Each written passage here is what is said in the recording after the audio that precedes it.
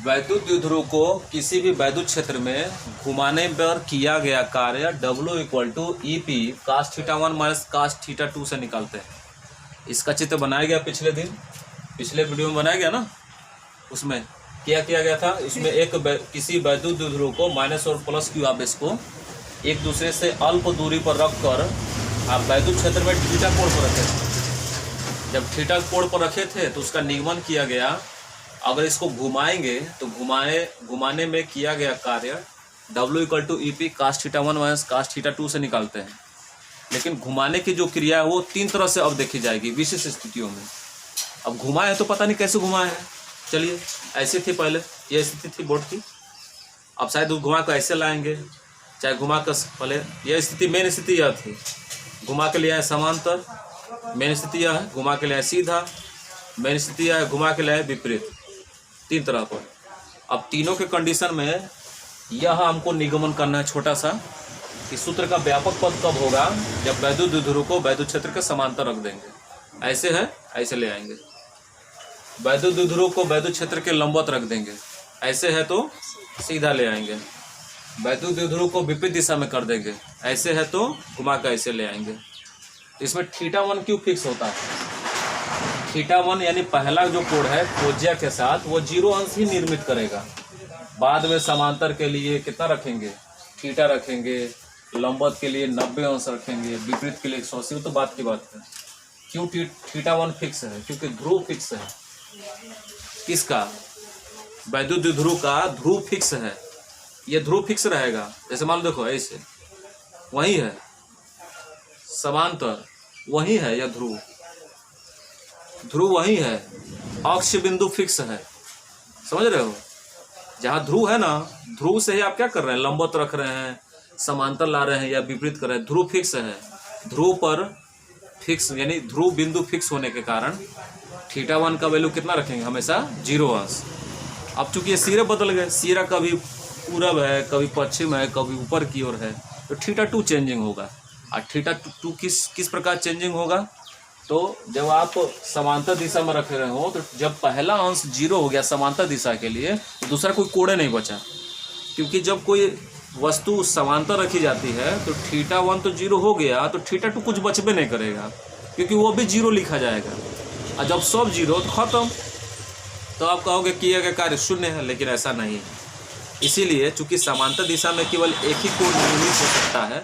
लंबवत में 2 तरह का होगा, पहले शीर्ष का अलग, दूसरे शीर्ष का अलग। पहले वाले शीर्ष का तो फिक्स है, वो तो 0 अंश बता चुके हैं। तो समांतर दिशा में पहले वाले कोण के कारण दूसरा कोण को कुछ न कुछ मानना पड़ता है गणित फिजिक्स में। इसलिए पहले वाले कोण को फिक्स करके दूसरा कोण क्या मानते हैं, थीटा। अब थीटा की जगह रखो 90 अंश, 180 अंश रखिए। तो पहली स्थिति में जब वैद्युत द्विध्रुव को वैद्युत क्षेत्र में क्या रखते हैं, समांतर दिशा में, तो θ1 बराबर 0 और θ2 बराबर थीटा रखेंगे। यह सूत्र किस प्रकार होगा, W = EP cos θ1 की जगह क्या रख देंगे 0 और cos θ2 की जगह थीटा। तो W बराबर क्या मिलेगा, EP cos 0 का मान कितना होता है 1 और cos थीटा। ये हो गया समांतर दिशा में घुमाने पर किया गया कार्य। लेकिन अगर लंबवत दिशा में घुमाएंगे तो कार्य इसी सूत्र से निकालो, W = EP cos थीटा का वैल्यू 0 अंश माइनस cos θ2 का वैल्यू 90 अंश। और W बराबर क्या मिल जाएगा, EP cos 0 का मान 1, cos 90 का मान 0 होता है। W बराबर क्या मिलेगा, EP। अब यहाँ देखिए, अभी और भी स्थिति बतानी है इसमें। देखो तब यहाँ क्या होगा, विपरीत दिशा में कर देंगे वैद्युत द्विध्रुव को क्षेत्र के, तो क्या मिलेगा, EP ब्रैकेट में θ1 की जगह क्या रख देंगे 0 अंश, ये तो फिक्स है, माइनस cos θ2 की जगह क्या रख देंगे 180 अंश।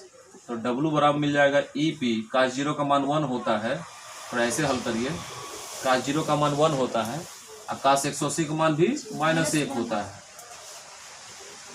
त्रिकोणमिति में। W = EP 1 माइनस क्या हो जाएगा +1।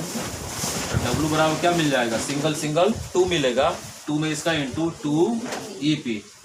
इसका मतलब कब कार्य ज्यादा होगा, अगर आपसे पूछ दे कि कौन सी स्थिति में सबसे अधिक काम हो रहा है, सबसे अधिक काम, ये स्थिति बता सकते हैं आप, है ना। 2 EP है, ये सिंगल EP है, ये तो मेन फॉर्मूला है। इसी के आधार पर अंकीय प्रश्न आप हल करते हैं, इस पर अंकीय प्रश्न नहीं आता, ठीक है ना। इस पर आप याद ज़्यादा तैयारी करेंगे आप समांतर दिशा में रखने पर। सबसे ज़्यादा कार्य किसे प्राप्त होगा, जब किसी वैद्युत द्विध्रुव को वैद्युत क्षेत्र के क्या रख देंगे, विपरीत दिशा में रख मोड़ देंगे, समझ रहे हैं ना। आदमी जैसे है कि आदमी को गति कराना है तो उल्टा मत गति कराओ, उल्टा गति कराओगे तो बहुत दिक्कत होगा उसको, है ना जी। मालूम मुड़ी नीचे गोड़ ऊपर और कहो दौड़ो तनी। हाँ, किसी व्यक्ति को कहोगे ना कि पीछे रहे दौड़ो, पीछे दौड़ो, ठीक ठाक है तनी, उसमें भी वो गिरेगा तो क्या लगेगा, उसको चोट लगेगा। लेकिन अगर किसी को कह दो कि तुमको दौड़ना है क्या, सिर नीचे या पैर ऊपर, तो कहोगे सर जी तो रहने दीजिए।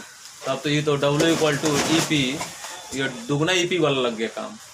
इसमें वैद्युत ध्रुव को लग रहा है कि मुड़ी नीचे गोड़ ऊपर करके दौड़ा रहा है, इसमें तो उल्टा करके दौड़ा रहा है। इसमें कह रहा है बाबू दौड़ो चाहे मत दौड़ो, फर्स्ट तुम्ही को आना है। तो कहे जब हमारे फर्स्ट आते से बढ़िया हम दर्शक बनेंगे, हम खड़ा होकर मैच देखेंगे, क्या दिक्कत है। जैसे कुछ लोग कहेंगे कि 3 प्राइज हमारे पास है, फर्स्ट सेकंड और थर्ड, तो पहला प्राइज किसको देंगे, तो फिक्स है, इसी को देना है। पहले के लिए आप लड़िए मत, किसके लिए लड़िए, सेकंड और थर्ड के लिए। तो सेकंड लड़ो कैसे, जितने भाग वाले हैं, जितने भागीदारी भाग ले रहे हैं वो लोग कैसे दौड़ेंगे, पीछे। आज जितने लोग तीसरे नंबर के लिए भाग लेना चाहते हैं वो दौड़ेंगे उल्टा। तो कहेगा ऐसा काम करो, ये केहू को दे दिया, हमने दौड़ना चाहिए। मुड़ी राह दौड़ेंगे तो अब सोचो, पीछे राह दौड़ेंगे तो कपार फूटेगा, मुड़ी राह दौड़ेंगे तो मुड़िया फूल के हतना हो जाएगा, समझे ना।